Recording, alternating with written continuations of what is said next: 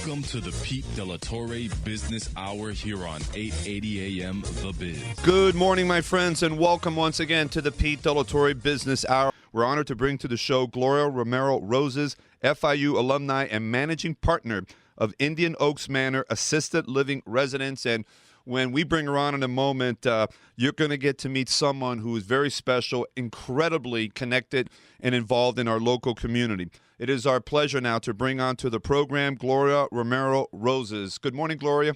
Good morning. How are you? How's it going? Very good. Thank you so much for having me, and it's a pleasure to be here with you and your audience.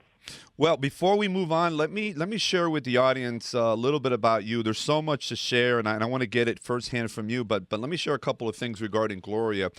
Her career in real estate spans 25 years, starting with community association management, then branching out into real estate development, starting in affordable housing and community redevelopment, as well as luxury high-rise development. Currently, she is the managing partner of Nexus Homes, LLC. She is partnering investors with high potential, high-quality assisted living operators throughout Florida. Gloria is a passionate advocate and activist for issues that include prevention, intervention, as well as investment to reverse the trends of issues that we have with juveniles and the adult justice system. And so many things that she has done in our community and involved. Just to give you an idea of her involvement, she is involved with the Women's Fund of Miami-Dade. She was vice chair of the Workforce Housing Committee and Task Force, co-chair for the Education Committee of the Greater Miami Chamber of Commerce. She has also chaired the FIU College of Business Dean's Alumni Circle and was recipient of FIU's Torch Award for 2010 and a member of the Dean's Council of the College of Business. And the list goes on here, Gloria. Very impressive. Well, thank you so much. I have been very blessed to have the kind of mentorship and, more importantly, made the time to give back to my community because I honestly felt obligated given all the great opportunities I've had in my life and in my career. How long have you been in the States? So I actually came to Miami and specifically Hollywood when I was 7. I was born in Bogotá, Colombia, and my mother and I moved back. She originally had married and had me in California. So coming back at the age of 7, I basically grew up in Hollywood, and as I graduated high school and decided to start college at FIU, I started to move south and have lived in Miami-Dade and Broward County ever since. FIU, give us a little bit of your own personal story and just being affiliated with the university and the things that have happened for you as a result of your journey and with the university. Absolutely. I credit FIU as being the little engine that could in our community. It is the engine of economic growth, and I think my story is very much like those of all of our students, all 50,000 of them. I actually worked my way through college in the property management field. So I would take my classes at night. I would be working through the day, and that is a story of so many of our FIU students. They are hardworking. They're committed to not only their career success, but also to supporting their families, and that's the sort of tenacity that I think distinguishes our alums from others that, frankly, don't have necessarily the work ethic that it takes to succeed in a global economy. So my journey actually started in real estate. I, as I said, worked my way through college, taking my business courses, and ascended the ladder in a property management company at the time called GDG Services. So managing condos and homeowners associations. And as I completed my undergraduate degree, I said, before I go into my master's program, I want to take some time off, and I decided to start working more closely with a developer that I was helping start their buildings. And that's where I kind of got the bug of moving from the management side into the real estate development side. And as I completed my master's program at the University of Miami, my MBA, I decided to leave property management and go into development. and my heartstrings really tugged for seeing more affordable housing and redevelopment of blighted communities. So I decided to try community development and actually working for a not-for-profit community development corporation at the time in Miami-Dade called DeedCo. And it was a really amazing experience being able to see firsthand the challenges as well as the opportunities of trying to meet a need of a community that unfortunately has its real estate values skewed by the fact that we have such a beautiful weather, we have amazing waterfront vistas, and everybody wants to be here, and developers know that, so the market will always skew. But it does create a gap in affordability for those that live here and that aren't looking for second and third homes, but rather just being able to live, work, and play in the places that they love. So 2 years or so went by. I was successful in gaining some really wonderful funding sources and developing revenue streams for projects that were in the pipeline. But the reality, Pete, is that our community is not necessarily set up for success in building affordable housing. The incentives don't necessarily bring in the private developer community to really be driven by production of units, and I was very frustrated by that. I'm a very results-driven person, and I felt that there had to be other ways of generating the kind of numbers that we need to meet the need of our community. You know, you bring up a great point, Gloria, and we've alluded to that several times on the program.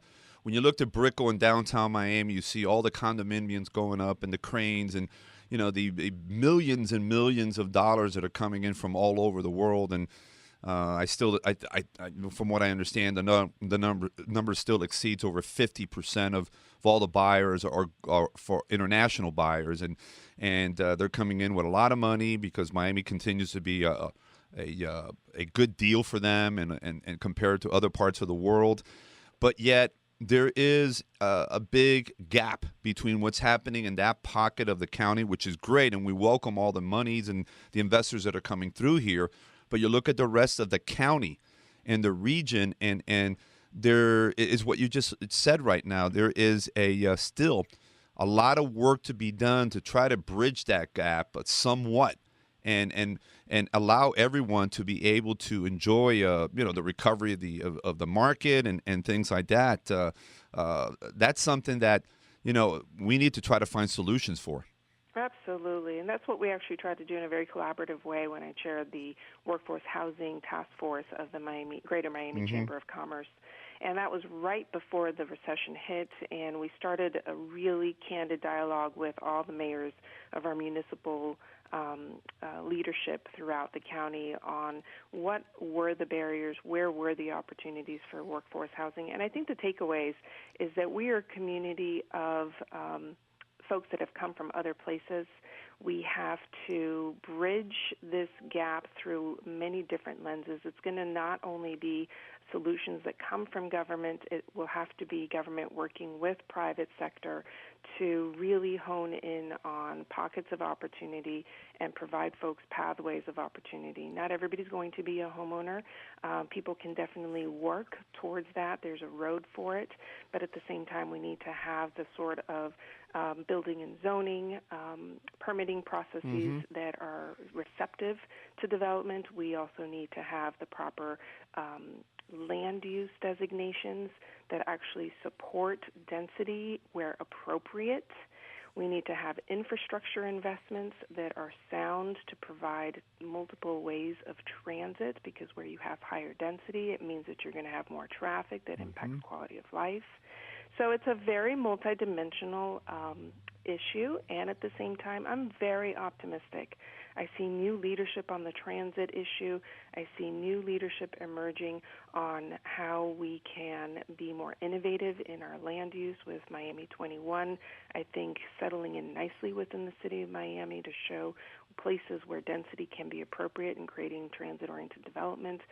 So really good things when I take a look back at where it was when I was actually in the field of community development and where I see our community evolving. Good stuff, Pete. I'm optimistic. Hey, can you stick with us for a little bit longer? Absolutely. All right, I need to go to a break. This is fascinating conversation, Gloria, because, again, it is we have to, we celebrate everything going on in Miami and South Florida and all the wonderful growth and tourism numbers and, so many things going on, but we can't turn our back to some areas that need some attention. And before we take the break, and maybe we can elaborate at this when we come back, I think that the county government and just the municipalities maybe should consider offering incentives for all these international investors that are coming here and buying up these condominiums and all that, and maybe provide an incentive program for them to invest in some of these other areas that can start, expand the development. In other words, instead of just leaving up to local developers, but providing these folks, hey, you come here and invest. We love for you to come here, but hey, we've got these other areas, and we're going to provide you with certain incentives so you can help, create more opportunities for everyone. So let's kind of go with that. We're going to continue with Gloria Romero Roses, again, FIU alumni and managing partner of Indian Oaks Manor Assisted Living Residence. And as you can tell right now, a true expert in terms of development and how we can further give opportunities to so many out there that are still looking for that light at the end of the tunnel. All right, let's continue now with Gloria Romero Roses, again, FIU alumni and managing partner of Indian Oaks Manor Assisted Living Residence. And Gloria, we've been talking about affordable housing and development that can help so many families, achieve that dream of having a home and being part of the prosperity of what's going on here in Miami. Any more thoughts on that? Yeah, I think that there's lots of ways for us to collaborate, the private sector as well as government and public sector, on creating pathways of opportunity. I think many times the conversation descends into, it has to be, government being more efficient, less wasteful, reducing taxes. I think that there's validity to that point, but I think there's also something to be said for collaboration around pathways of opportunity. So, for example, in a prior chapter in between my real estate development and investment activities, I actually took a far right turn and went to work for a colleague's company in helping him reorganize his human resources department, and I actually spearheaded as a director of community relations and employee relations a financial literacy initiative within his firm. He was 6,000 employees large, spread out across the entire state of Florida. The average wage of the majority of his workforce, because it was a property management company with many groundskeepers, housekeepers, janitors, was probably hovering around $15 an hour. And so the idea here was, let's give them some financial literacy tools because we're giving them some cornerstone opportunities for prosperity. A competitive wage. We were giving them access to a 401k with a 25% match up to, a certain threshold of their income. We were also providing access to health care where they would have a minimum contribution. They would also have the opportunity to have life insurance. And all of these tools, which many of us take for granted, coming from different parts of the world where these benefits aren't necessarily available, were just underused. And we really believed that this was a pathway to prosperity. So I spent a good year and a half traveling the state with my colleagues, developing a cadre of leaders within our organization and our middle management team that really understood the mission of this organization was not just to make a profit, but we really believed in our entrepreneurial roots that everybody should have an opportunity to prosper. And so we instilled in the culture of the organization the development of this benefits package and ensuring that every employee we brought on would have a full and firm knowledge of what was available to them, and we'd walk them through it. And I am happy to say, Pete, that after that year, half of our employees were enrolled in 401ks. About 25% had opted into their health insurance opportunity packages, as well as 401k, as well as life insurance and disability coverage. And there were so many instances of folks coming up to me, actually, when I was running for Congress several years later telling me wonderful stories that they had made it through the recession precisely because of the savings they had set aside in their 401k, or even prospered because prices had gone down. They were able to purchase a home for the first time using their 401k savings as is allowed by law. So I think the private sector has some great opportunities to help provide these pathways of opportunity, which in turn then bolster our working class's ability to channel into the real estate market as another source of equity. Many times on this program, in fact, a big part of what we do daily here is to let everyone know, really along the lines of, did you know about this? Did you know about that? Because there's so many good programs and opportunities out there, but it's just the awareness of it is not consistent. And so what you just shared with us here is exactly what we want to continue to do, and this is very important information, and there is so much information out there, as you said, and there are available programs and resources, but it's just that awareness that we have to keep getting the word out, and then bringing some examples of all these programs that are out there and how it has been able to help individuals, businesses, families to prosper and achieve all of their objectives. Gloria, pivoting a little bit in our conversation this morning, again, we're celebrating Women's Month, and it's Women's International Month globally, and obviously your story is inspiring and has to be for so many women entrepreneurs and community leaders. I wanted to ask you a couple of questions. What barriers do you believe still exist for women to achieve their aspirations in business? I think what we have seen coming out of this recession is that, number one, women entrepreneurs have fared much better than their peers who perhaps were victims, or not victims, but were casualties of downsizing in corporate America. And what I think the future holds at this point is many of the things that people have been talking about all along. The access to capital is still a barrier for our women entrepreneurs for various reasons.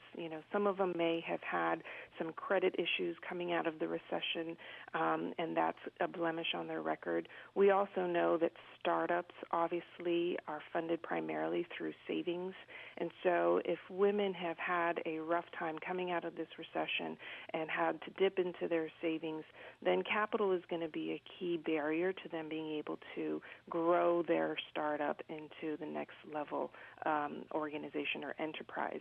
So it's going to be really important for women to come out of the recession expanding their networks and connecting to, like you said, some of the programs that are out there wishing to instill greater opportunities for our entrepreneurial ecosystem. I'm encouraged by the investments that the Knight Foundation has made in this community over the past 5 to 10 years, focusing on the entrepreneurial ecosystem. And I really encourage young women and just women in general, when they're looking to how do they pivot from where their business is at today and find new pathways of growth, to access these various programs that are happening throughout our community because of the Knight Foundation's investments. So you have incubators, you have co-working spaces, you have convenings that provide access to venture capitalists and to angel investors. These are all the pieces to the puzzle. There's not any one answer that's going to be best, but they certainly provide, again, access to opportunities to that barrier that I think is very common, which is capital for growth. And I think deal flow, right? So when you think about what helps a business grow organically, it's about having deals in the pipeline. And so how do you get that deal flow going? And that's about, frankly, networking and having conversations with folks that wouldn't necessarily know about your goods or your services, but for the fact that you are having FaceTime in various venues. So deal flow is a barrier to the extent that women may be so focused on their running the day-to-day business that they're not carving enough time to do that networking and to generate deals into their pipeline. And again, I think tapping into these existing programs, whether sponsored by the Knight Foundation, sponsored by the Greater Miami Chamber, even the FIU College of Business is providing a lot of opportunities through their annual Entrepreneurship Hall of Fame and other activities in partnership with the Miami Herald. These are all great chances that you can just piggyback on. So I get it. We're busy. We're running around. We're trying to meet the needs of our customers and our clients. And at the same time, we've got to carve out enough space to take advantage of all of these happenings because it gives us deal flow opportunities. Hey, we have run out of time, Gloria. This has been amazing, and the first thing I want to tell you is when can we book your next appearance? This is just this has been terrific. I'd love to join you again. This is great, and great advice, great insights in so many different ways, and it's been an absolute pleasure to speak with you. And I know I'm speaking on behalf of so many of our listeners.